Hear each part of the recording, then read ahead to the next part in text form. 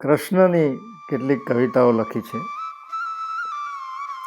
એક તો રાધા પત્ર લખે છે કૃષ્ણને.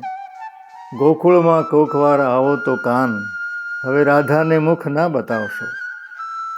પણ કદાચ આવી જાઓ તો ગાયોનું ધણ લઈને ગોવર્ધન જાઓ ભલે, જમુનાને કાંઠે ના આવશો. હવે રાધાને મુખ ના બતાવશો.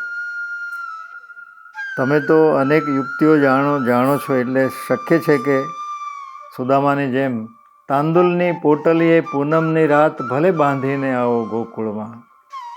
અડવાણે નહીં દોડે કોઈ અહીં, વિરહાના રાજ નહીં જીતો ગોકુળના. ને સમરાંગણ તમને તો શોભે હો શ્યામ, તમે તો હવે રાજા થઈ ગયા છો. સમરાંગણ તમને તો શોભે હો શ્યામ, વગર હથિયારે ત્યાં જ તમે ફાવશો. હવે રાધાને મુખ ના બતાવશો. આ બધું કઈ રીતે લખ્યું હશે? પાંદડે કદંબના પાંપણની ભાષામાં લખી લખી આંખ હવે ભરીએ.